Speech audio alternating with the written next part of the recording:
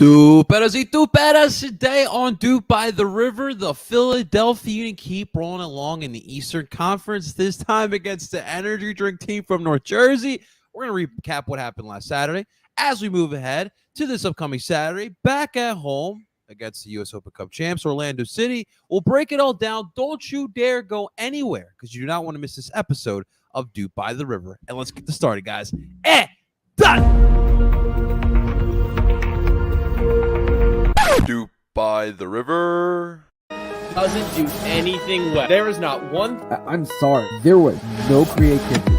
As a Union fan, I take that all day. Another DP. We need to go get Mario Balotelli.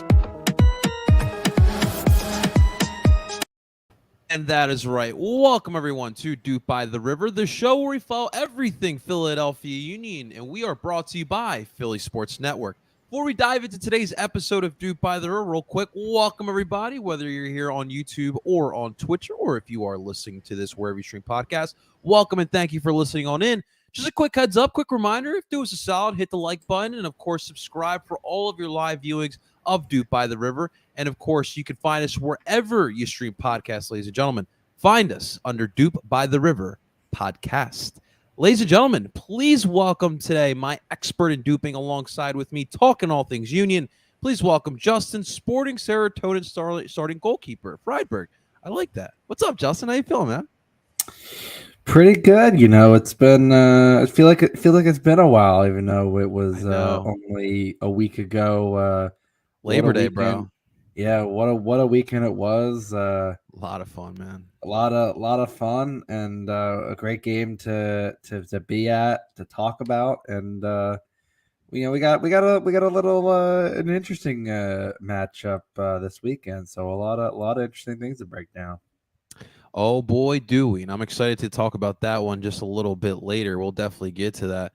I guess we got to start off with the latest reports. Justin, I don't know if you heard the latest, but apparently, as far as the Chelsea opening job, it looks like Jim is in the running for it. Jim Curtin's in the run. Wait, hold on, I got the source right. It is Bro Trust Me is the source right there. So that could very well happen.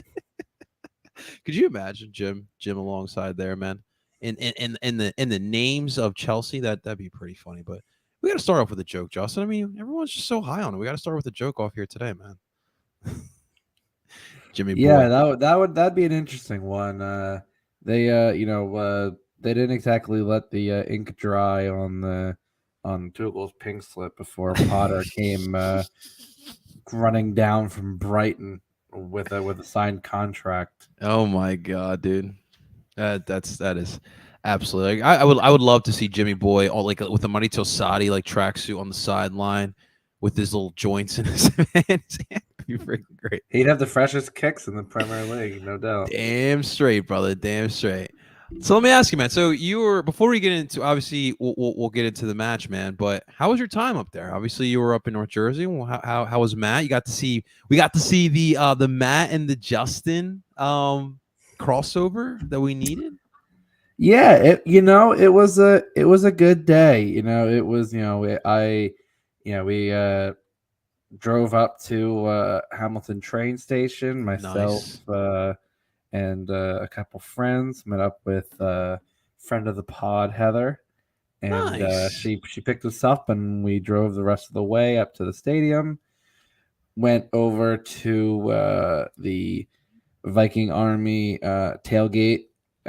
We had some friends, and Matt was tailgating right, like literally right over there, and so after a little bit of playing Where's Waldo and trying to spot each other, it's always fun. He runs over and gives me the biggest hug on the planet, and it was genuinely nice to finally get to see this that face in person after I know, right? So many times behind the screen, and we were sitting and talking and have a few drinks and just kind of chilling before the game, and met up after the game, and despite the result, it was he was like it was just fun to honestly, and I'm sure you heard us on the TV. Man, I had no voice after the game. I can only imagine you, Justin. Oh God, I was screaming all game. It was absolutely intense. But man, and the first away win I've ever seen. So it's you know it's been a while, but man, what a what a game, absolutely. I do want to give a little bit of a round of applause, and I want to commend all the members of not only Sons of Ben, but just Union fans in general that took the escapade up north to North Jersey to watch that match. If you were watching this on TV, or in my case on your cell phone, the crowd was absolutely wild. We always make the joke, obviously, that the Red Bull, they struggle filling up their arena, but we didn't struggle filling up our supporter section. I'm assuming we because it was pretty packed. I'm sure we overflowed a little bit, Justin. Yeah, they were. So it was weird. We were up in 220, and the way that section works is you walk up and they have this kind of similar to it kind of, you have seats and stands all around the entrances to the up to the concourses. And some of the there are a couple of the Red Bulls security, most of they were just basically we're like, hey, it is what it is, just be cool, and we won't have problems. And they're and like I said, we were loud, but we're soccer fans, not any louder. And although there was one of the people working for the team that I think just genuinely didn't like us, and it was like the Why weirdest. would they? I don't I don't know. She just had this face, this attitude, and we were and I was talking with my friend. I'm like, she's like, I don't think she likes us, and I'm like, I know those admins definitely don't like Union fans, especially in the mentions. They've clapped back at me before too. Some of the security guards, one security guard, every time we were doing some of the chants, she was dancing along, and we looked at her and we were they're like some of them were enjoying it. They, we were having a good time. We weren't, we were rowdy, we weren't unruly. We were, we were having an absolute blast. And if you saw on Instagram, you saw that photo of me, dude, looking good. Is it? Yeah, that was a while. Like I said, that was in mid chant, and I saw the camera, and and I was it was perfect timing, and it was wild. It was a wild day. I think I got back. We got back to the train station at 11:30.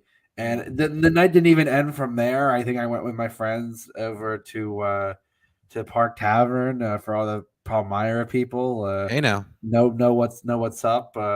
Went over there, had a couple of drinks. I think I get home till 1:30.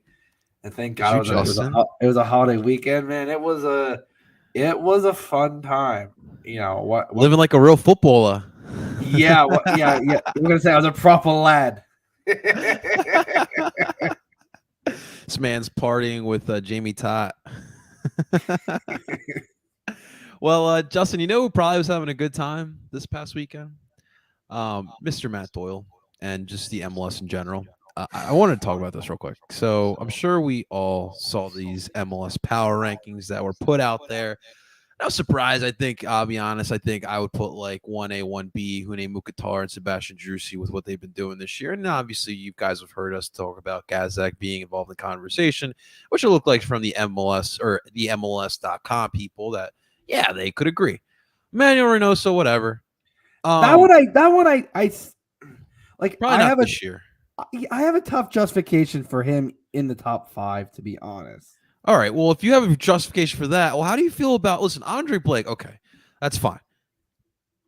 But El Brujo, and you know me, I'm a big El Brujo guy, but I don't understand this. I don't understand the logic, Justin. Someone needs to explain to me, because if the logic was that Daniel Gazdag is not the most, or is not the best player on the club, then what is El Brujo doing there? El Brujo's really good, right? And he's a big part of what we do. But even Jim has shown that you put McGlynn, you put Leon Flock, and you're still a pretty good team, maybe even better. So I really need a good explanation for this, bro. What? So I was confused about it too until I went on to MLSsoccer.com and they had an article where they explain, and and they even said like, no, I'm sure if most fans didn't expect this, but apparently About team analytics. And Brujo got the bump from some of the people from the guys that on extra time, and these stats. So per FBref, El Brujo entered the week in the 92nd percentile in tackles plus interceptions per 90 among midfielders. He's in the 92nd percentile as well for the percentage of dribblers he tackles per 90. Basically saying you can't get by him. Like getting by El Brujo is a tough task. And I think, listen, he's not going to garner any type, but in terms of like all the guys like Jesus Ferreira and Brandon Vazquez have started to stagnate a little. I mean, Ferreira did have a goal, but Vazquez has been it started to dry up a little. The players that were in it have kind of fallen off, and as the Union are doing well, they say you could cannibalize votes from Gazdag, but at the end of the day, I think outside of I would say Gazdag, Brujo, Andre are easily up probably your top three players. Carranza could be. I would put Carranza over El Brujo, if I'm being honest. I think it's. I could understand that, but I think from a MVP also is like their importance. And you look at each of the people on that outside of the Union players. I mean, without Mukhtar and Driussi, Nashville and Austin are not where they are at all. Yeah. And 100%. I think the trio of Gazdag, Brujo, and Andre, without them, I find a hard time seeing the Union being as dominant as they are. And I know we've been back and forth about El Brujo, but and I've had my moments where it's like, man, he can be tough, but it's like you also just gotta go, he's just so good. Like it is like, despite his faults, he is probably arguably the best six in the league, if not top three easily. He is indispensable. We talk about Leon at that position, and Leon provides a little bit more, coverage. But I mean, the stats don't lie. You're not getting by Brujo one way or another. And at the end of the day, for a player in that position, that's absolutely important. And Andre Blake is Andre Blake. There's a very, very good chance he could win his third Goalkeeper of the Year award. It's, what can you say? I mean, we'll talk about it, but Andre Blake is having to do a little less this year, but at the same time, he is still amazing enough, enough to make the saves when it matters. All right, well, let's get to him, man, because, he had another great match on Saturday. This team in general had another great match on Saturday. Union Red Bull in Red Bull Arena. I mean, it's been a weird feeling between these two, but there's still a little disdain for myself when I see that terrible logo of that energy drink. But you look at this matchup, a 2-0 victory for the Union, and you look at the lineups, and Jim decided to change things up. And where I thought that the rotation would come on Wednesday, the rotation kind of came on the Saturday against the Red Bull instead of Atlanta on Wednesday. So main changes in the lineup, you still had Blake in goal, Wagner, Elliot Iglesias, but you saw Nathan Harriel in for Olivier Bizo. That was something we also talked about in last week's preview. And then in the midfield, a little bit of a shift. Obviously, Alejandro Bedoya got a little bit of rest. So you got Jack McGlynn on that side. You got Matty Real on the other side, Leon Flock at the 6, Daniel Gazak at the tip of the diamond. You had Michael Ua and Corey Burke as your starting forwards, and that was the lineup that Jim rolled with. Now, through the first half, I would say the Red Bull did a solid job of controlling the pace of the match. They had a couple opportunities on quick transitions, but nothing really to scare Andre Blake, as we do know that is pretty tough to do. But you head into the second half. Don't know what pep talk Jim gave. Obviously, we know that he gives us a pep talk. We're all probably running through a damn wall, let's be honest. But 3 minutes into the second half, great play by a great turnover. Great play by Jack McGlynn to just kind of volley a ball to himself, essentially. And a great pass to who else but Michael Uwa. And Uwa with a great low shot gets a little bit help from the post. And it's a 1-0 match here for the Union. We're bright and early in the second half. And then you move to the 74th minute when, again, another turnover, this time in the own end of the Red Bull. And then, of course, a perfect display of our big three. Carranza to Uwa, Uwa to Carranza, Carranza to Gazdag, and Gazdag finishes it off with a nice second goal of the match, 2-0 lead, and that would do it. Obviously, we had the Drew Yearwood situation in injury time, which we'll get to in just a second. But Justin, I just kind of want to start off with this. This, to me, was a big statement win. Not only did you beat your rival, which obviously, that's always the big part. And obviously you did a good job of, out shouting the fans of the Red Bull. But the Red Bull were in the top echelon of the Eastern Conference. I feel like we've been drawing against, besides the playoffs, obviously, but you've been drawing against these guys for way too long. And typically this match is always like a 1-1, 0-0 type of match. You put up 2 on these guys. And this was a tight match in the first. And you found that one goal, that Michael Uwa goal really changed, to me, the momentum of the match, man. Dude, this was definitely a statement win. Yeah, it's one of those wins where in prior years, I don't know if it's that 0-0, it's that 1-1.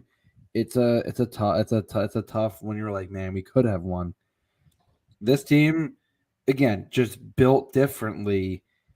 The first half, Red Bull had more of the ball, but outside of the save that Andre Blake had to make, it didn't really feel like Red Bull really threatened the Union net. Like there were some counterattacks, but the Union were snuffing it out whenever it happened. It seemed like they would have control of it whenever it broke down.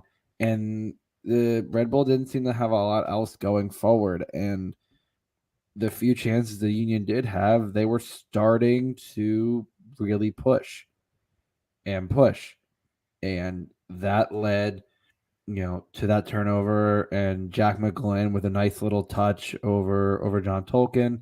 He takes a touch, and on his off foot, threads an absolutely perfect pass into Mikel Uwa, who just does enough just to get it by Coronel, off the inside of the post, 1-0. And it was like, okay, now the Union can really get in control. They can play their game.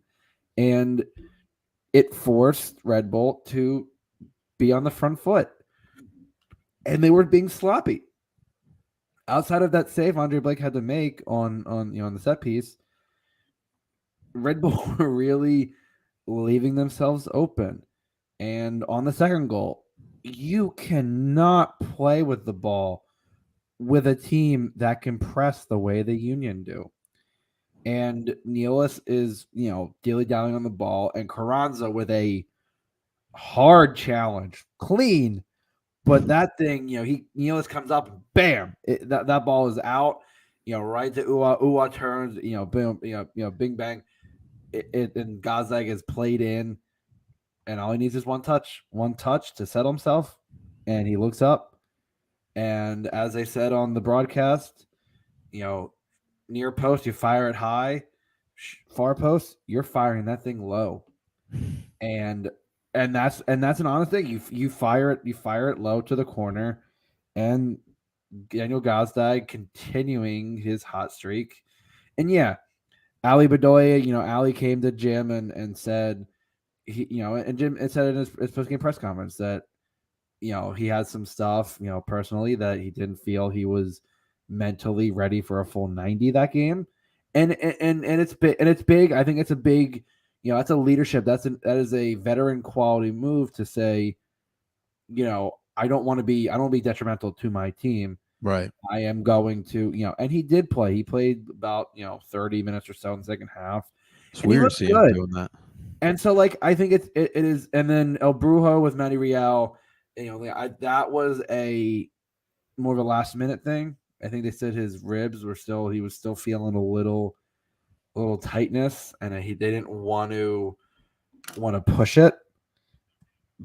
But again, it was a great overall game from the Union. And Blonde Brujo, by the way, Justin. Yeah, and overall, it was. I mean, that was an amazing game. Yeah, absolutely, man. I feel like when I watch the Red Bull, I really do like the squad that they do have together. I just wonder, like, what if they did have like a number 9? Would this game be different? Because besides the I really felt like on some of those counterattacks they weren't very precise. Those passes were just not as sharp. But they do have like Luquinhos and Lewis Morgan definitely were doing a good job of trying to stretch out both just the back line in general. I always just wonder, like, what if they did have a legit number 9? Like Elias Manuel, like, solid, but you can't, dude. False 9s, it's not going to work against us. It's just more than likely not going to. Speed that both Elliot Glutz have is ridiculous, man. Yeah, like, it's weird. You feel like it would work, but at the same time, with the way that the the Red Bull system works, it's like a false 9 can work.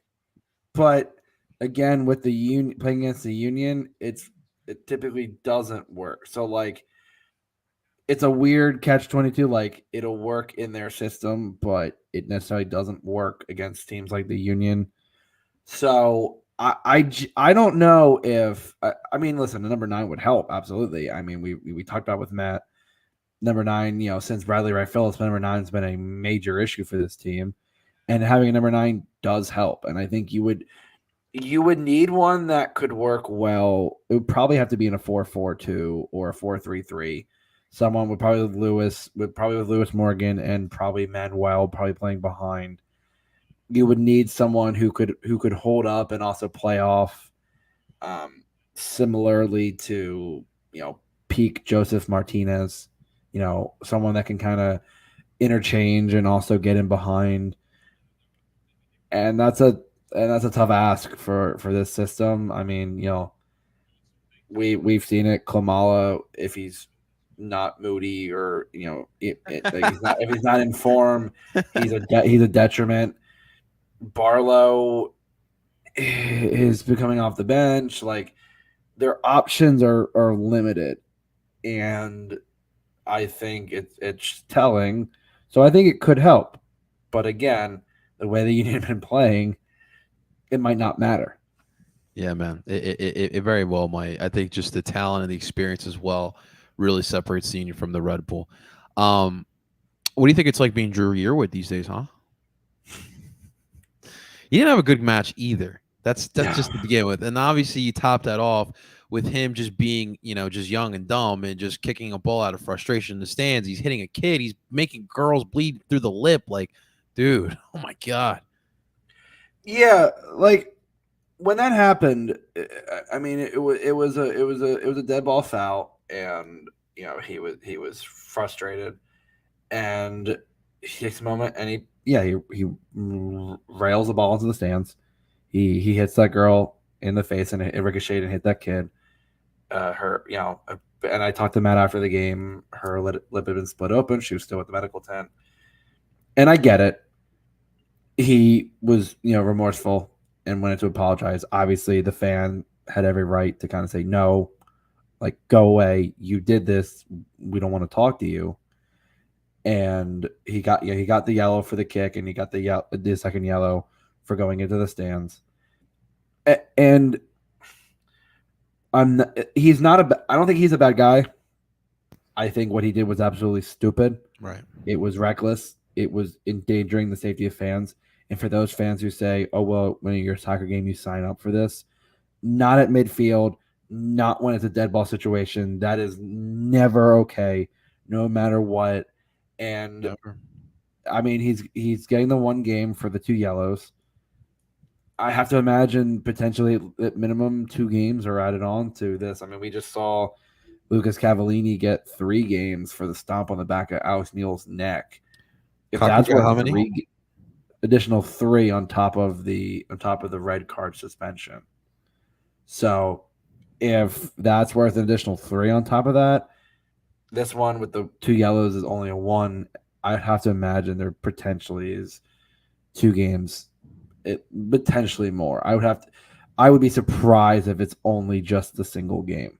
And then also, we also don't know what the Red Bulls are going to do internally. I mean, they've said they're going to talk, address it and try to make amend, but who knows what's going to happen? So we don't know. We've seen what teams can do with handling their own internal discipline. I mean, Joseph Martinez just got suspended for a game for the incident that happened in the locker room after the loss to Portland, and according to from the article I read, this the team let a lot slide because of his status, and this was a culmination of multiple events, and so I think we don't know what the Red Bull are going to do with the situation. I know Yearwood's contract, I believe, may be up. Oh, and he's been in and out of the lineup. So if you're Red Bull, do you look at this and go, you really haven't been playing? Are you worth the money? We may not need you. especially Red Bull. We know how much they love to spend money, right? But it is definitely a terrible situation, and of course, we all hope that she's doing well. That probably was not a fun afternoon or night, I should say. But before we move on to Orlando, Andre Blake. That's all I'm going to say. Just Andre Blake. Like I said, Andre Blake, the man. You can honestly, it should be on a T-shirt. Put that name in permanent marker. I say it every pod. It's true. Andre Blake. I mean, listen, we remember the years where Andre Blake had to stand on his head to even get the team a draw. And these days, the Union have a much better defense. They have a much better attack. You just need him to occasionally make a big save, because occasionally there will be those moments. The Union defense isn't perfect. It's pretty damn good. It's not perfect. And when you need to call upon your goalie to make a ridiculous save, and he does that with regularity, it just goes to show, man, he is a luxury to have, but I would not want it any other way. Dude, just put the stats outside the soup already, man. He's freaking spectacular. It's just gonna be a brick wall. Let's name the stadium after him. Let's just call it Andre Blake Stadium or Park. Well, come on, the supporters gate will just be the Andre Blake gate. I'm so in, man. No, but dude, that save, it wasn't that first half. Where again, just that he did it again in Atlanta. He just stuck his hand out and he just boom. The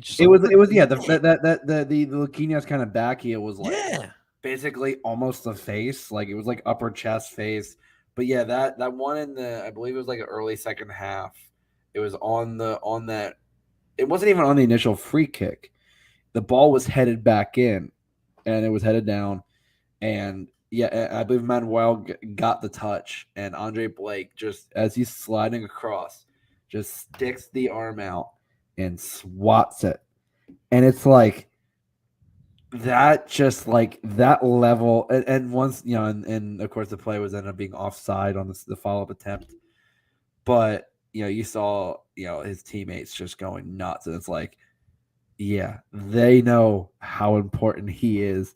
And to have that kind of a goalie playing behind you as a center back, as a defender, you just have to go, this makes my job. And you feel you got to play carefree. You can focus on your game and not have to worry about, whether or not your goalie's going to make the save, because he's making saves like that. And it's okay, I think he's going to make the save.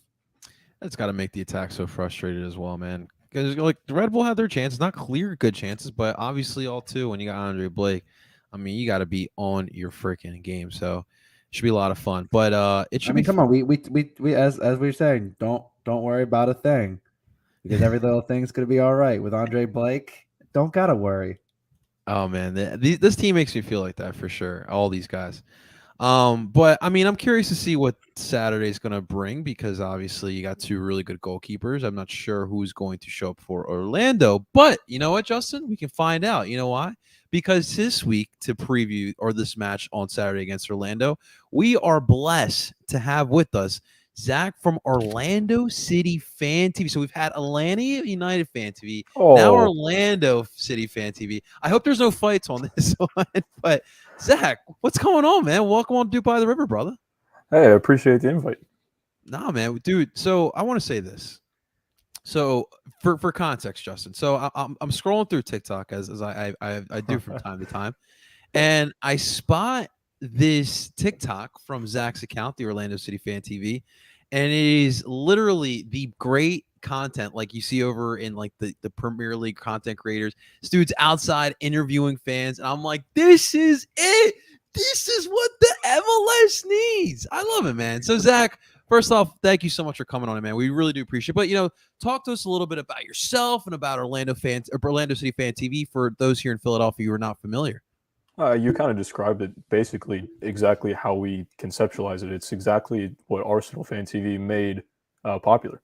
So for us to be able to go out there and get the fans' voices, while I speak on voices, I apologize for mine because I yelled way too much yesterday. But dude, you don't have to apologize for that one. Yeah, it's basically just that. We're literally just a group of young guys who just love the club. And I have a little bit of experience in media, a little bit of my background. And so I was like, you know what, let's use this and give the Orlando City fans something that we kind of deserve because we've never truly had like I want to say fan-driven media. Like everybody that's Orlando City media is a fan, but Right. It's like uncensored kind of, you can say whatever you want. We're not partnered with a club. So like if we have a bad game, we can be like, yeah, we had a bad game and not worry about repercussions and stuff. So yeah, it's basically where we are. You can curse out the FO. You can say sack, but Hey, not gonna say we've done it, but yeah, hey, here we are. I'm sure you have, Zach. I'm sure you have, man. No, dude, seriously, you guys are doing a really good job. I think that's so important. For me in the beginning, like I started doing Union content in 2019, and I was doing a little bit something similar myself, just myself with a GoPro, just going around people. Yo, come on over here. Let's talk about the match. That's how I kind of met Justin as well. COVID kind of did change things. Obviously, it's a little bit tough, with people not sure if people are okay with it or not. So you kind of just steer away from it. Kind of just talk about, what it's like, man. Obviously, just from behind the scenes, setting up stand, trying to get fans. What is that process like for you? Yeah, it's cool. The only downside is we have to leave usually in like the 75th to go out and get the camera from the car and set up. So like in the Open Cup matches, apart from last night, and maybe the last match, the Red Bulls match. No, we left early in the Red Bulls match because it was 5-1. So that was kind of nice. Thank you. But yeah, it's it sucks in that aspect. But then once people come out there, it's kind of all worth it. So for sure, man. It's the downside of missing maybe penalties, which we had 2 sets of in the Open Cup. So we missed that. Our friend just FaceTimes us and we watch it on the terrible Wi-Fi. But yeah, it's a downside. But then in the end, it's really all worth it. Dude, absolutely, man. It is definitely all worth it. So Zach, obviously, I'm sure Orlando's still partying. Just kind of take us behind the scenes. What has it been like down there? What did it feel like? Let's talk about last night's match. Oh, first half, I was crying in the club. I was so ready. I was like, Orlando City, we win 4 straight matches. We're making our way kind of back into a home playoff spot. And then we have a USL side in the Open Cup final. It was a perfect setup to pull in Orlando City, be a disappointment. So confidence was high. Oh, yeah, 100%. Yeah. But then we pulled it out in the second half. Facundo Torres is doing Facundo Torres things. Possibly the greatest player in Orlando City history, and he's not even been here for a whole season. It's crazy. So the stadium in the second half, after the first goal, crazy. Then 5 minutes later, we get the pen, and we're up 2-0. Then Benji Michel scores a third, puts it away in the 96th. Pretty much after that, it was a massive party. That stadium has not rocked so loud and so long. It was just a great feeling to have. There wasn't like any sort of like look. I'm we don't need to sugarcoat anything. I mean, obviously Orlando City really doesn't have much of a history. There wasn't any like sentiment like, it might not happen again this year. Like, was there any type of resentment there from the What do you fans? mean? That might not happen again, like winning a Like trophy? just feeling like just because of the luck of Orlando, we might not win the USL. We might be the team that loses to USL whatsoever. Yeah, there's always that feeling, honestly. With us, there's just not, you don't have that reassurance. Like you guys were just saying 10, 15 minutes ago. You're like, this team makes me feel confident no matter the situation. You have Andre Blake back there. With us, it's just like we're Orlando City. Anything can happen any given time. So we really don't know. And then Sacramento came out and played really well. So it could have went either way, but luckily it happened going 3-0 our way. Absolutely, man. Absolutely. So, I mean, I guess we do have to ask. I mean, obviously, we do know some of the big guns over in Orlando, but with playing such such an important match in the middle of the week, what should we expect from the side as far as player fitness or any starters that might be out for Saturday's match? To be honest, I don't really think there's going to be any full starters out. We may see Okay. Robin Janssen come back from a little knock that he had. We really expected to see him play maybe a half or maybe a full Open Cup final last night, but we started Rodrigo Schlegel at center back. So I think maybe Oscar was being aware of us having a game this weekend, and then leaving Robin for that because we're playing you guys. You're top of the East. We need possibly our best team out there. We're in a good run. Other than that, we may see a little bit of rest, but I think these guys are playing off a high of winning a trophy. You still probably have the adrenaline running through you Saturday. So we may see a starting 11 play for 45 minutes and then one or two subs at half or vice versa. Yeah, man. I'm even thinking like, I mean, every time these two teams face off, it's always a tough battle. Like I feel like when we play you guys, it's almost like when we play like Red Bull or NYCFC, it's always like a low scoring game. There was always some chippiness. We had controversy. Remember the last match? Oh, The don't guys. remind me. Yeah. So it is always going to be tough. So, I mean, down south, like in Orlando, like how do they like look at the Union as far as when we always have to face off against each other? To be honest, I don't really think there's any animosity. Okay. Obviously, we're not like close distance wise geographically. Right. And there's no like it's chippy, but it's chippy because it's a good match. It's not because there's hatred. As to where Miami, there's just like it's just we hate you, so it doesn't matter. But yeah, it's always a close game. And there's the one game like 5-6 years ago now. I believe it was the end of the season, and you guys beat us 6-1. So every time we play, there's kind of like that little thought of, oh yeah, okay, we lost 6-1 to you guys. But other than that, it's just been good matches. Justin, can you pinpoint that match? I saw your face.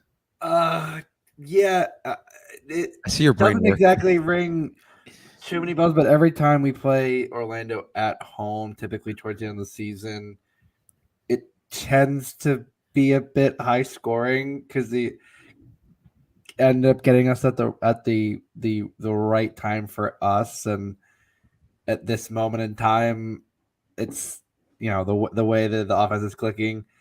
It's not really going to be that. I mean, you guys aren't DC or Houston by DC this year, or so. Colorado. I remember that. Yeah, I found the match. I have football pulled up. You had an Ilsinho brace, a Fafa Pikal brace, and a CJ Sapong brace. Yes, that's when Fafa broke out the bachata. I do remember that game. Oh my god, yeah. That was in Orlando. That was in Philly. That was in No, Philly? it was home. Yeah, the home games have always been the higher scoring games for us. Okay. I do. So one of my favorite goals, and now that we've seen a couple good ones over the past couple of years with the Union, but the Tranquilo Barnetta one, the free kick. Oh, that for me is probably one of my favorite goals, and only because 2016 was the first year I got season tickets, and I got it after the first game. So I was I was in my seats right behind the net, and I love Joe Bendick, and I love him on our team now. But Bendick face of watching that ball hit the crossbar, bounce down, and bounce up. Now's your third string. Still, I watch it on occasion and just go like, it still lives. It still lives in my head of top moments I've seen at that stadium. That was one of those funny moments for sure, man. It was a great goal too for by Mr. Tranquilo Barnetta. Justin, I wanted to ask you, man. Look, we're riding pretty high right now, right? And they typically do play really well at home, but it is Orlando, and it was always chippy. How you feeling going into this matchup? As I've been saying in pretty much every home game, I still feel really good. I mean, the Super Park is a fortress now. We haven't lost all year at home. We are past the point, earlier in the season we were getting all those draws, and that was kind of a tough point in the season. But the biggest difference between that is the way that the offense has been clicking. I mean, our front three. I've been saying this at this point since they really started getting going in April. They had the potential to be one of the best front threes in the league, and I think now with their goal contributions, I think they really are the best front three in the league. Daniel Gazdag is having an insane season. He has scored, in 4 straight games. He is at 18 goals. Mikel Ua has scored in back-to-back games, is at 12. Julian Carranza is right up there at 13. It's a dangerous front three. And again, against Red Bull, we didn't start El Brujo. We didn't start Ali. And we put some of the kids out there, and we still put on a solid performance. And the way the team's been playing, especially at home, especially the last, month or so at home, even with the confidence that Orlando is bringing in that Open Cup, the other side of that is, one, home games for teams are much different than away games. I mean, we all agree that home teams in this league, the records show that the home teams have the advantage. But also, I watched that game, and in the first half, if Sacramento Republic had a better attack, there's a few chances that could be put in the back of the net. I think it took Orlando a little bit to get into that game, and against the Union, I don't think you're going to be able to remain unscathed with some of the spacing that could be left in behind, especially with the way this attack's been. I don't think they're going to get that luxury. So again, at home, like I said, 9 times out of 10, I'm going to back the Union. This is absolutely one of those 9 times. Yeah, when I look at Orlando, they obviously have a lot of speed and they like to dictate the pace of the match. I am very curious though. I feel like Erkan Kara, obviously someone we were heavily linked with in the offseason. He's someone I look at and could be one of those number 9s in this league that could be a serious difference maker. And that's one guy that I'm curious to watch here in this match after US Open Cup. Zach, how's Erkan Kara been as of late? We haven't watched him since I think since US Open Cup. Yeah, okay, so to basically sum this up, I'm going to ask you guys a question. We like to play this game on our podcast. Okay. We go over under on his touches, what you think he had in that match. So I'm going to set the line at a solid 18.5 touches. Do you think he had over or under 18 touches in last night's match? I know it is definitely under. If I remember correctly, I think it was like 2.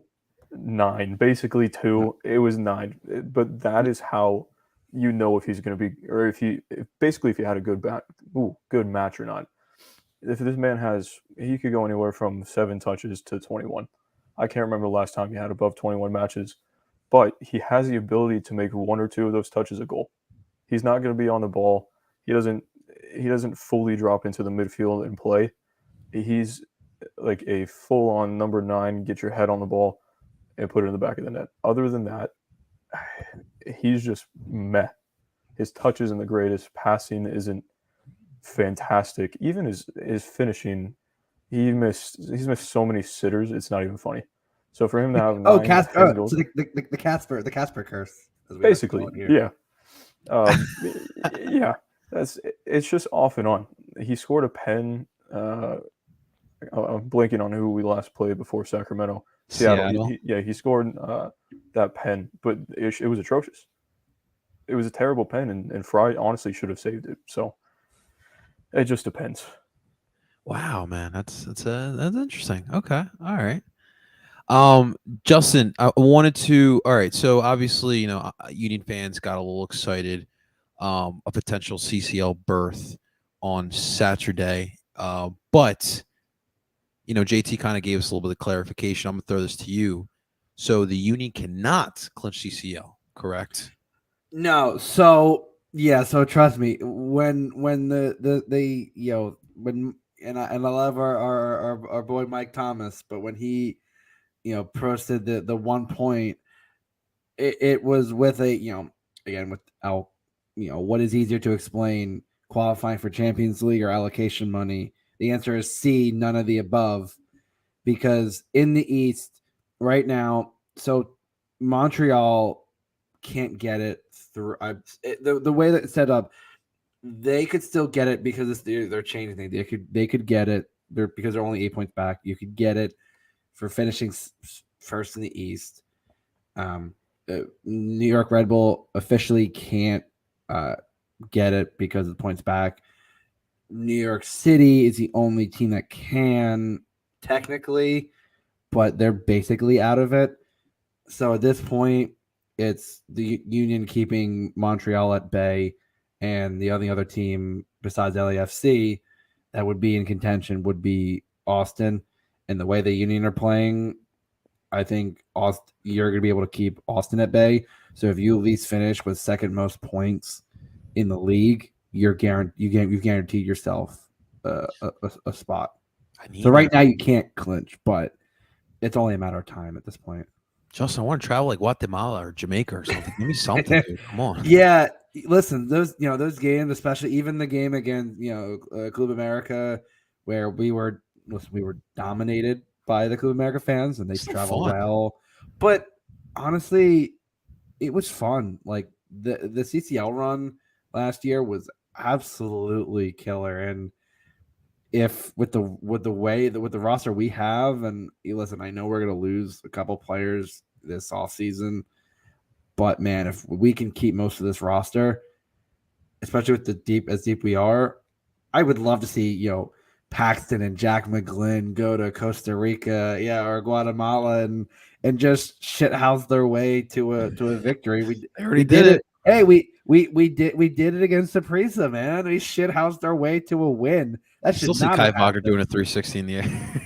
Oh my, yeah, exactly. Like that kind of the dark arts, the shithousery that the Union, if you talk to Atlanta fans, we are apparently the only team that does shithousery and time wasting and all that. We invented it. Listen, those are the moments that those are what create the the lore of certain players, and that helped. I think that's why people I think were sad to see Sergio go, because Sergio was the king of shithousing in those games, especially at Atlanta away when we were crushing them. It was he was making a meal out of everything, but yeah, no, that'd be wild.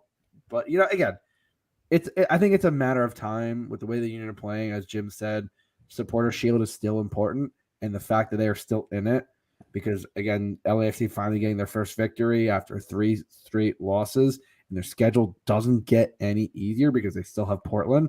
They still have Nashville.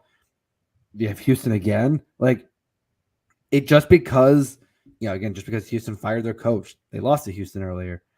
Portland's playing well. They are desperate to get into the playoffs. Nashville is starting to play well at this point now. Mukhtar is really getting on.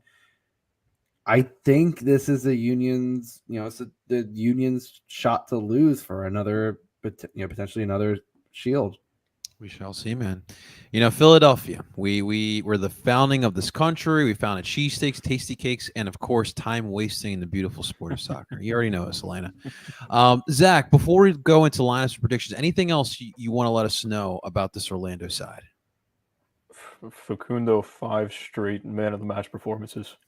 That is basically what we're riding on. He is finally coming to his own. Like at the beginning of the season, we were saying our attacks just kind of have time to click, and then we beat the Galaxy 1-0 in LA off of a car assist to Facundo, and we're like, oh, we're finally here. And then we did in Orlando City. But now Facundo, like, there's no stopping him. It's crazy. So that's like, if I had a one to watch, it's obviously Facundo Torres. Okay, all right. We'll keep an eye out for him. We'll see. So he's a right wing, right? He's a right wing, but he started to play through the middle a little bit more. We've drawn Mauricio Pereira back to play playing more of an 8 role. Oh, okay. So we have him to kind of spur out the passes, and then Facundo in the middle. He's gotten passes from our left back Joao Moutinho, takes a touch and just hits it far post. But you guys are talking Andre Blake up, so maybe he makes a Superman save out to his left, and maybe he can't score. I don't know. And we also got you talk about taking that touch. We got El Brujo. I don't know if Torres is going to have a time to take that touch before his legs are taken out from under him. I counter you with Cesar Araujo. Yeah. I like that. Man. Should be fun. And Zach, what I love about this matchup, if you like good goalkeeping, this is it. Yep. It's Pedro and Andre. They're two of the best in this league, and it's you're probably gonna see some good, really fun saves in this match. So we'll see what that entails. But gentlemen, let's get into some lineups and predictions for Saturday. Zach, since you are a guest, what could the lineup be looking like Saturday for Orlando? Well, obviously we're gonna go with Pedro Gallese in goal. He's been along with Andre Blake. Say it again. Permanent. It's like the same thing we say on the show, like permanent marker. We always do Andre Blake, so I'm assuming you guys always do Pedro Gallese.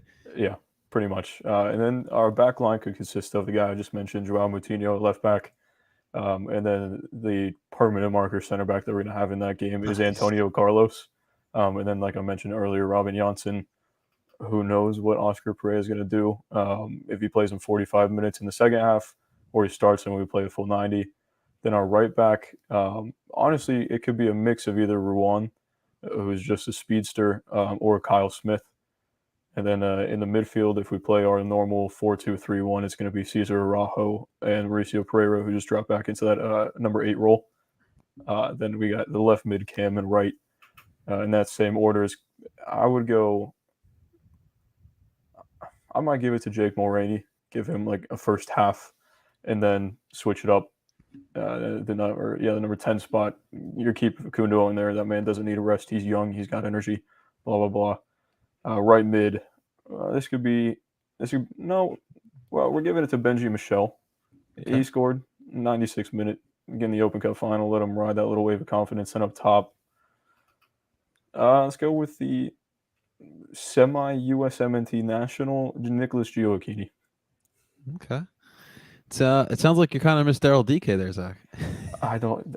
There's a reason why I'm not starting Ariane Gara. There's a massive reason. It's kind of sad, but I understand, man. Hey, listen, we live through Casper here. We get it. We get it. Yeah.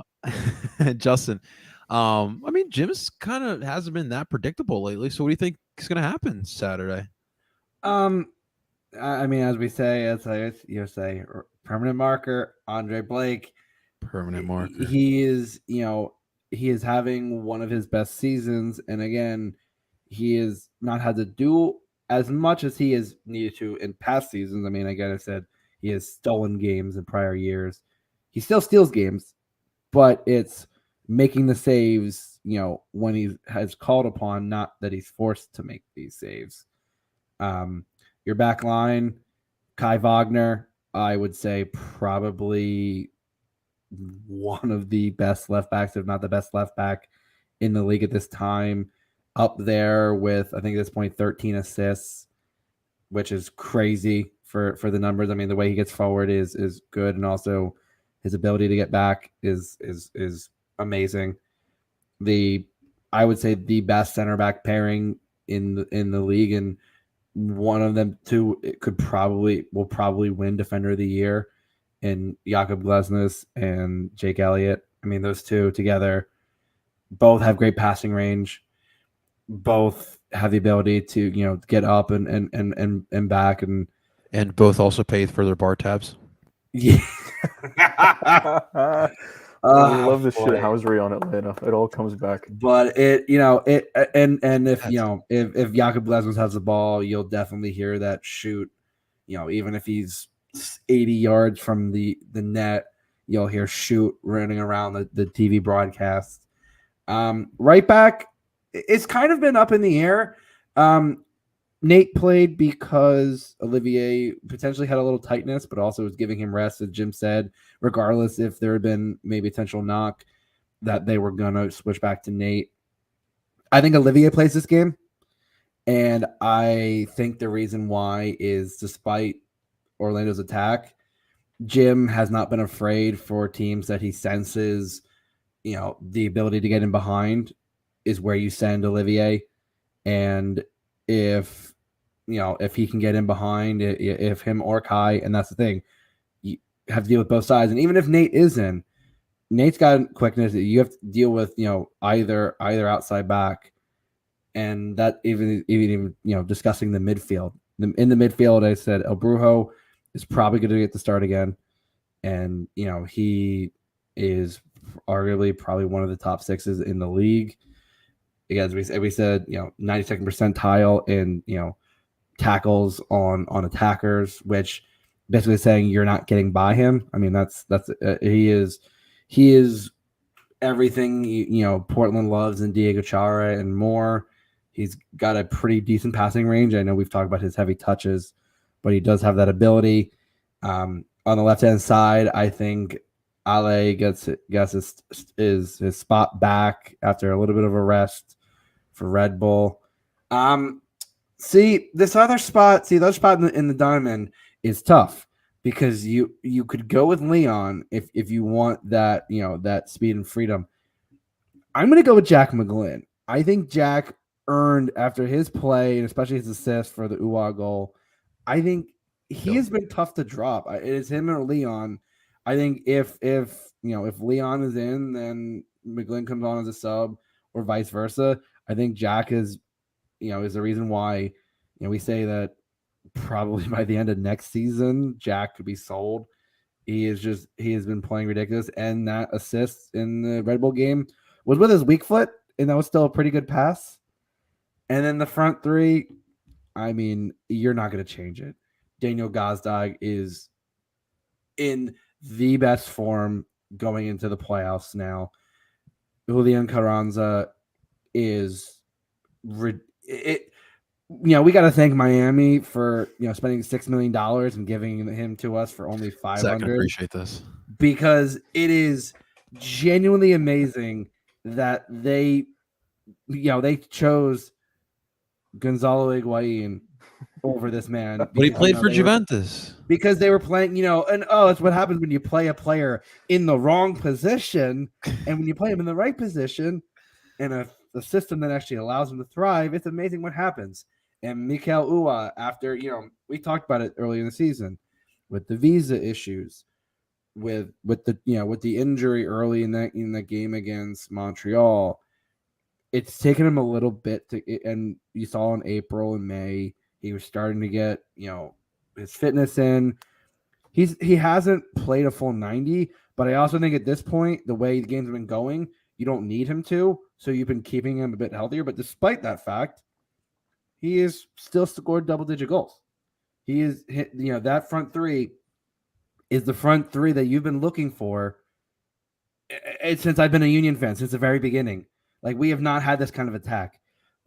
We have tripled at this point in the season. We are the latest team to triple the amount of goals scored compared to goals against. That is unheard of in the modern age of soccer.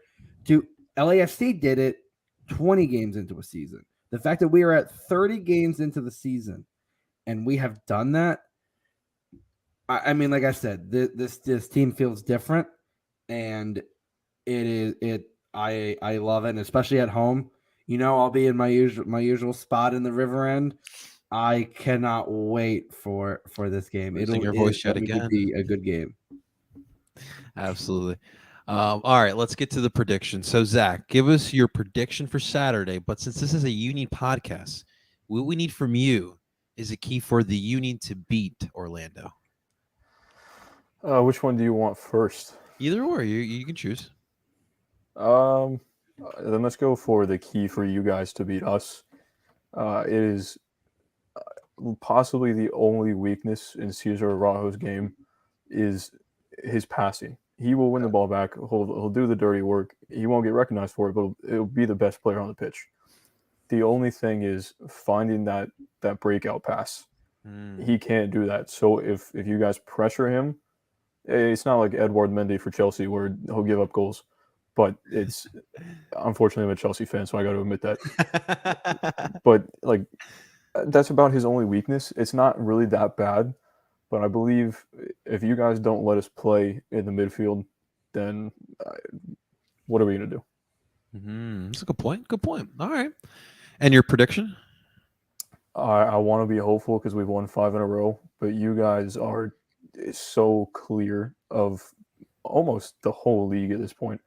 And that front three is so dangerous. And yes, thank you for stealing basically $5.5 million plus the player from Miami. That is fantastic business.